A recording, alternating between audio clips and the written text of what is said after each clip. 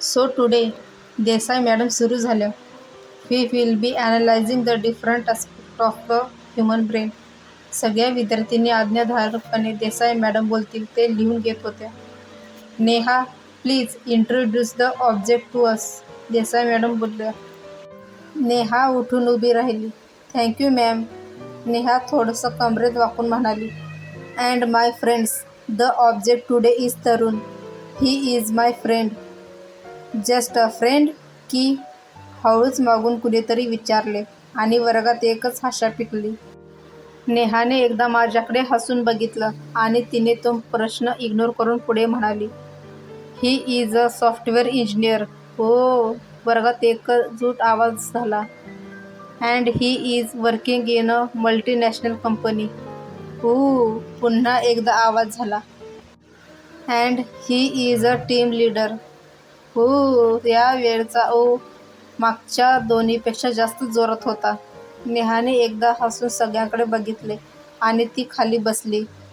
तरुण, आजचे आपले सेशन 2 भागांचे असणार आहे, देसाई मॅडम माझ्याकडे वळून बोलल्या. पहिल्या भागात विद्यार्थिनी काही फिगर्स तुला दाखवतील.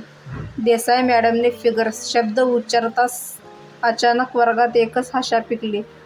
देसाई मॅडमना त्यांची चूक लगेच लक्षात आली. Diagrams, I mean diagrams. नाकावर घसरणारा चष्मा सावरत त्या म्हणाल्या. त्या डायग्रॅम्सकडे बघून तुला काय दिसतं, काय वाटतं हे थोडक्यात तू सांग. साधारण 15-20 डायग्रॅम्स आपण बघू आणि मग दुसऱ्या सेशनमध्ये काही रँडम प्रश्न असतील. You have to answer them as well, alright? मी आज्ञाधारक मुलासारखी मान डोलावली. देसाई मॅडमने हातात खडू घेतला आणि त्या फळ्यावर काहीतरी रगडू लागल्या. मी पटकन नेहाकडे बघितलं. ती माझ्याकडेच बघत होती. आमची नजरानजर होताच तिने हळूच डावा डोळा मिचकावला. च्यायला, ह्या पोरींना हे असलं कसं काय जमतं बुवा. मी स्वतःला इमॅजिन करत होतो. ऑफिसच्या मीटिंग्समध्ये कुणाला असं डोळाबिळा मारणं म्हणजे. मी ही नेहाला डोळा मारण्याच्याच तयारीत होतो. इतक्यात माझं लक्ष दुसऱ्या एका मुलीकडे गेलं. ती नेमकी माझ्याकडेच बघत होती. मी हा डोळा मारण्याचा खेळ तेथेच आवरता घेतला आणि एव्हाना प्रोजेक्शन स्क्रीनवर संगणकावरील पॉवर पॉईंट प्रेझेंटेशनच्या काही स्लाईड्स दिसू लागल्या होत्या त्यावर लक्ष केंद्रित केलं. पुढची जवळजवळ 30-40 मिनिटं चित्रविचित्र आकृत्या त्या पडद्यावर अवतरत होत्या. कधी चौकोनात चौकोन, त्याला अर्ध काटकोनात छेदणारे त्रिकोण, मध्येच काही रंगीत टिंबांसारखे भासणारे गोल, तर कधी मनुष्याच्या चेहऱ्याच्या रूपरेषेचा भास व्हावा असे काही पॅटर्न्स. कधी उगवत्या सूर्याच्या बाजूलाच गडद जांभळ्या रंगाचा चंद्र, तर कधी नुसतेच रंगीत रंगरेषांचे फटकारे. मला फारसा विचार न करता जे वाटलं, जे दिसलं ते सांगायचं होतं. ते एका अर्थी बरंच झालं. नाही तर मॉडर्न आर्टच्या प्रदर्शनात एखाद्या काहीच न कळणाऱ्या चित्रासमोर आपण थांबावं आणि आपल्या पोरांना विचारावं, बाबा बाबा, हे कसलं चित्र आहे? तशी अवस्था व्हायची. पहिलं सेशन तसं पटकन संपलं आणि अंधारलेला वर्ग पुन्हा प्रकाशमान झाला. मी नेहाकडे पाहिलं. तिने भुवया उंचावून हाऊ वॉज इट विचारलं आणि मीही इट्स ओके म्हणून मान हलवली. 5-1 मिनिटांचा ब्रेक होऊन लगेच दुसरे सेशन सुरू झाले. प्रश्नांचा असा काही ठराविक साचा नव्हता. म्हणजे एक प्रश्न होता, what kind of dreams you have usually. दुसरा होता, अंडर स्ट्रेस मन शांत राहायला तुम्ही ड्रग्ज, म्युझिक, बुक्स, फ्रेंड्स किंवा शांतता ह्यापैकी कशाचा आधार घ्याल? अर्थात हे काही कुठल्या कंपनीच्या मुलाखतींचे सत्र नव्हते. त्यामुळे 5-1 मिनिटांमध्येच मी रिलॅक्स झालो आणि नंतर तर मला त्या प्रश्नांची मजाच वाटू लागली. ॲक्च्युली त्या स्ट्रेसच्या प्रश्नांचे खरं तर माझं काम सोपं केलं होतं. आमच्या टीमचा ऑस्टिनचा एक हेड जज. कुठल्याही महत्त्वाच्या मीटिंगला तो फॉर्मल न राहता असा मस्त खुर्चीत पसरून बसायचा. एक हात खुर्चीवरून मागे टाकलेला, पाय स्ट्रेच आणि टेबलाच्याही पुढे आलेले, मान खुर्चीवर टेकवलेली. मस्त रिलॅक्स वाटायचं. आज मी तसंच केलं. मस्त आरामशीरपणे स्वतःला सोडून दिलं. And just enjoy the session. मला तर खरं नेहाने एखादा प्रश्न विचारावा असं फार वाटत होतं, पण तसं काहीच घडलं नव्हतं. कुणीही प्रश्न विचारला की नेहा आधी कुणी प्रश्न विचारला तिच्याकडे आणि मग चेहऱ्यावर एक प्रकारची बालिश उत्सुकता ठेवून मी काय उत्तर देणार याकडे बघत बसायची. घड्याळाचे काटे पुढे पुढे सरकत होते. अजून 5-10 मिनिटं आणि मी ह्यातून बाहेर पडणार होतो. प्रश्नांचा ओघ आता आटला होता. प्रत्येकजण वहीमध्ये काहीतरी निरीक्षण नोंदवत होता. खरं तर माझी फार इच्छा होती प्रत्येकीच्या वहीत डोकावून काय लिहिलं आहे ते बघण्याची. शेवटी काही झालं तरी ती निरीक्षणं माझ्याबद्दलचीच होती. Tarun, I have one question about human relation. Can I? मी घड्याळात वेळ बघण्यात गुंग होतो. इतक्यात एक आवाज कानावर आला. खरं तर बऱ्याच वेळानंतर एक प्रश्न आला होता. त्यामुळे सर्व जणी मागे वळल्या. मी आवाजाच्या दिशेने पाहिलं आणि पाहतच राहिलो. She was the prescient girl of the class. खरं तर माझ्या मनात विचारसुद्धा यायला नको होता, पण ती नेहापेक्षाही कित्येक पटीने सुंदर होती. इतक्या वेळात ती मला एकदा पण कशी दिसली नाही ह्याचं मला क्षणभर आश्चर्यच वाटलं. दातांच्या कडांवर पेन्सिलने टकटक करत ती माझ्याकडेच बघत होती. एखाद्या टपोऱ्या मोत्यासारखे तिचे सुंदर डोळे काळजाचा ठाव घेत होते. तिचे लांब सडक काळेभोर केस अर्धे पाठीवर तर अर्धे खांद्यावरून पुढच्या बाजूला पसरलेले होते. तिच्या आवाजात एक प्रकारची मार्दव होते. एक प्रकारचा फ्रेंडली टोन होता. म्हणजे बऱ्याच वेळेला आपल्या फोनवर जे सेल्स कॉल्स येतात त्यातील कित्येक आवाज मनाला भावतात. कधी कधी 1-2 मिनिटातच आपण त्या आवाजाशी एकरूप होऊन जातो. जणू काही पलीकडून बोलणारी व्यक्ती आपली कित्येक वर्षापासूनची मित्रमैत्रीण आहे. तरुण, तिच्या आवाजाने माझी तंद्री भंग पावली. Your name means? मी उगाचच आवाजात स्टायलिश टोन आणायचा प्रयत्न करत होतो. खरं तर मला काय घेणं होतं तिच्या नावाशी. आतापर्यंत मी कुणाला कुणाचं नाव विचारलं होतं? एक नेहा सोडली तर सर्वजण किंवा सर्वजणी माझ्यासाठी त्रयस्थ होत्या. पण का कोणास ठाऊक मला राहवलंच नाही. मला माझी चूक लक्षात आली. मी पटकन नेहाकडे बघितलं. घसरला लगेच हा. सुंदर मुलगी बघितल्यावर असेच काहीसे तिच्या चेहऱ्यावर ते नेहमीचे एक्सप्रेशन्स असणार अशी मला खात्री होती. पण सुदैवाने तसं काही झालं नव्हतं. प्रीती, एका जीवघेण्या क्षणाच्या शांततेनंतर ती म्हणाली. Pretty, just like you. माझं मन आतमध्ये किंचाळत होते, पण मी मोठ्या कष्टाने त्या भावना जिभेवर येऊ दिल्या नाहीत. Sure Preeti, please go ahead, मी म्हणालो. तरुण, समज एक मुलगा मुलगी कमिटेड आहेत. दोघंही मस्त, एकमेकांना अनुरूप, टिपिकल बॉयफ्रेंड गर्लफ्रेंड. पण त्यांच्यातील रिलेशन खूप वियर्ड आहे. I mean they are committed, पण फक्त काही दिवसांसाठीच. जोपर्यंत त्यांची लग्न होत नाहीत तोपर्यंत. दोघंही वेगळ्या कास्टचे. कदाचित दोघांच्याही घरी इंटरकास्टला विरोध असल्याने दोघांनाही माहिती आहे की ते एकमेकांशी लग्न नाही करू शकणार. पण तरीही दोघंही तोपर्यंत का होईना कमिटेड एकमेकांशी. तुला काय वाटतं ह्याबद्दल? हे खरंच प्रेम आहे की फक्त फिजिकल अट्रॅक्शन? की एकमेकांना एकमेकांच्या मनाला आणि आपल्या आई वडिलांना फसवून केलेलं एक नाटक? ज्या क्षणी हा प्रश्न संपला त्या क्षणी मी नेहाकडे बघितलं.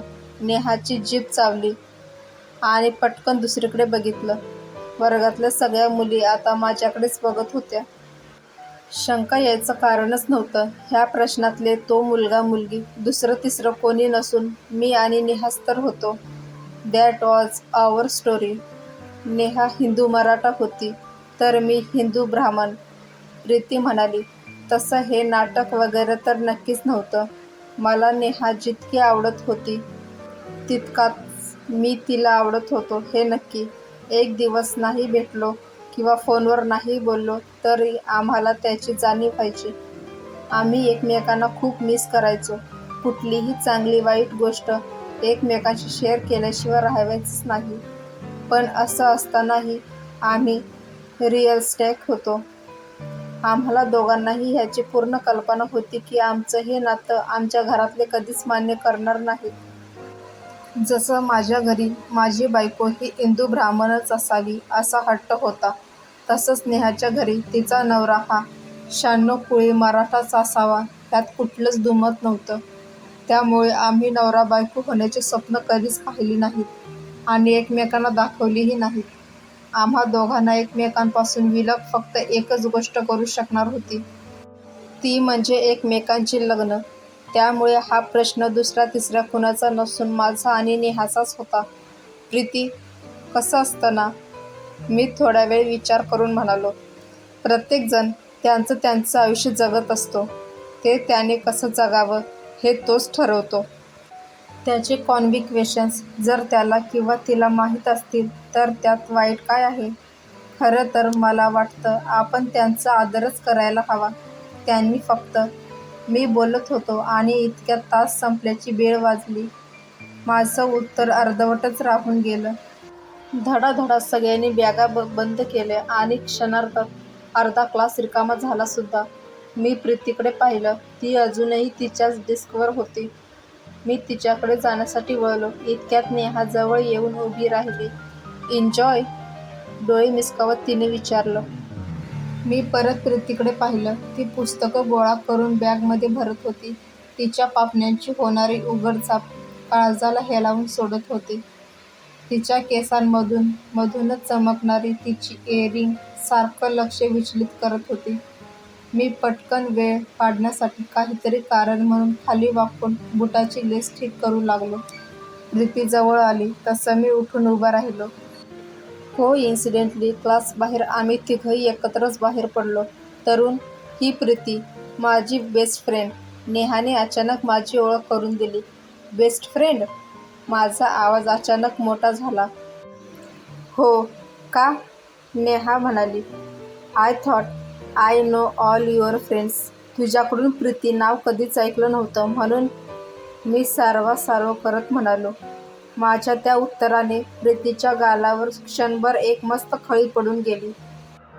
हो अरे, तिचं उशिरा ॲडमिशन झालं, पण आता आम्ही बेस्ट फ्रेंड आहोत. नेहा आणि प्रीती एकमेकींकडे बघून हसल्या. ऑल राईट देन, चल मी निघते, प्रीती नेहाला म्हणाली आणि अचानक माझ्याकडे वळून म्हणाली, नाईस टू मीट यू. मी काही बोलायची वाट न बघता ती जायला लागली. खरं तर तिने जरा वेळ तरी थांबावं असं फार वाटत होतं. कैसे बताए की तुझको चाहे, यारा बता ना पाए, बातें दिलों की देखो जुबां की, आंखें तुझे समझाए, तू जाने ना, तू जाने ना. तुला तुझ्या प्रश्नांचं उत्तर नको? मी अचानक प्रीतीला विचारलं. आय नो द ॲन्सर तरुण. मी आणि नेहा खूप बोललो आहे या विषयावर. Just that I am not convinced, Preeti हसून म्हणाली. Okay, then let me convince. मी काही चान्स सोडायला तयार नव्हतो. शुअर, ट्राय युअर लक, पण प्लीज आता नाही. मला सिटी लायब्ररीमध्ये जायचे. आपण नंतर भेटूयात, प्रीती म्हणाली. कधी? मला माझ्याच लाळ घोटटेपणाची चीड येत होती. बट कमबख्त दिल मानने को ही तयार नहीं था. मी बोलते नेहाशी, बाय. ती जाईपर्यंत मी तिच्याकडेच पाहत राहिलो. तिच्या चालण्यात एक प्रकारची ग्रेस होती. तिचे सँडल्स, तिचा ड्रेस, तिचे इअरिंग्ज, हातातलं ब्रेसलेट, बॅग, मी तिच्या प्रत्येक गोष्टींवर फिदा होतो. अचानक मी अजूनही नेहाबरोबर तिच्या कॉलेजमध्येच आहे ह्याची आठवण झाली. इतका वेळ ती नुसती एकदा माझ्याकडे तर एकदा प्रीतीकडे आलटून पालटून पाहत होती. मला उगाचच तिची कीव आली. वाटलं आपण किती सहज तिला इग्नोर केलं. खरं तर प्रीतीसमोर मी नेहाला थोडा इम्पॉर्टन्स दिला असता तर तिला नक्कीच भाव खाता आला असता. मला माझीसुद्धा लाज वाटली. मग कशी वाटली माझी मैत्रीण? नेहाने विचारले. कशी म्हणजे? ठीकच आहे. मला तर उलट जरा जास्तच आगाऊ वाटली. मी उगाच फारसा इंटरेस्ट न दाखवता म्हणालो. तिला काय करायचे? आपण काहीही करू ना. अरे, तिने सहजच विचारलं. आणि आगाऊ वगैरे तर अजिबात नाही हां. खूप स्वीट आहे ती. आम्ही तर आजकाल इतके एकत्र असतो आम्हाला ग्रुपमध्ये लेस्बो म्हणतात. नेहा हसत हसत म्हणाली. R you? मी म्हणालो. Of course not. Shut up. Neha लटक्या रागाने म्हणाली. एनिवेज सो काय प्लॅन आता? मी नेहाला विचारलं. नेहाने तिच्या हातातलं नोटबुकमधील टाईम टेबल एकदा बघितलं आणि मग म्हणाली. काही विशेष नाही. दुसरं लेक्चर 1.5 तासाने आहे. मला नाही वाटत इतक्या वेळ कोणी थांबेल ते अटेंड करायला. तुझा काय प्लॅन? नेहाने विचारले. माझा तर एखादा मस्त रोमॅन्टिक हॉट सिडक्यू मूव्ही बघायचा प्लॅन आहे. तो नवीन आलाय ना एक.